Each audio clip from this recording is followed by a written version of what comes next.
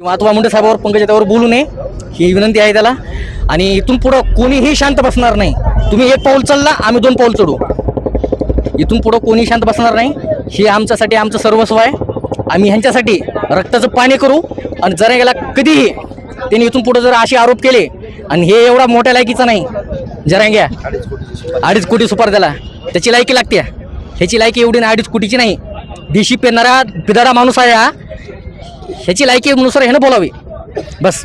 इथून पुढे धनंजय मुंडे साहेब ह्यांनी काही शब्द बोलला कोणीही खपून घेणार नाही। नमस्कार, मी संतोष मुंडे, किनगावचा रहिवासी आहे।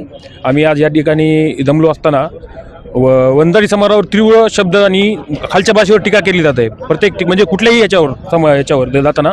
तर आमचं एकच म्हणणं आहे ह्याच्यातून या आमच्या समाजामार्फत का मुंडे साहेबावर ह्या जारांग्यानं हे खालच्या शब्दावर जी भाषा चालू आहे ती थांबवावी, अन्यथा आमचा समाज आक्रमक होणार आहे। या गोष्टीबद्दल एवढंच सांगितलं। बेसिक याच्यासाठी केला आम्ही ती बेवडा जरांग्या उठायला उठसूट आमच्या दैवतावर पाहिजे तसे खोटे आरोप करून बोलत आहे। आणि ते जातीवादी किडा असल्यामुळे त्याला फक्त आणि फक्त धनंजय मुंडे आणि पंकजाताईला टार्गेट करीत आहे।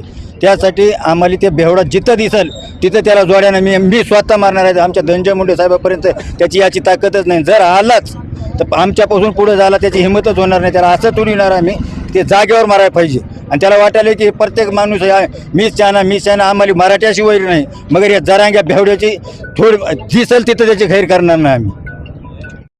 दुग्धाभिषेक करण्यामागचं कारण हे आहे की बिनबुडाचे आरोप करून आमच्या बहुजनांचं नेतृत्व संपवण्याचा कट कारस्थान हे जरांगे पाटील रचत आहेत। आणि विशेष म्हणजे एक सांगायचा प्रकार झाला तर गुण्यागोविंदानं नांदणारा हा महाराष्ट्र आपला शिवरायांच्या विचारावर गुण्यागोविंदानं नांदणारा आपला महाराष्ट्र समाज असताना ह्यामध्ये जातीवाद पेटवून फक्त एका समाजाला टार्गेट करून हे आपल्याला संपवण्याचं कारस्थान चालू आहे आमच्या वंजारी समाजाला आणि आमच्या दैवताला।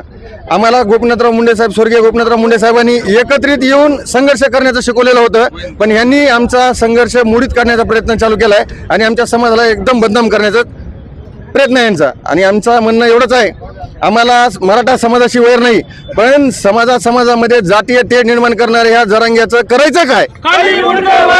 जरांग्याचं करायचं काय?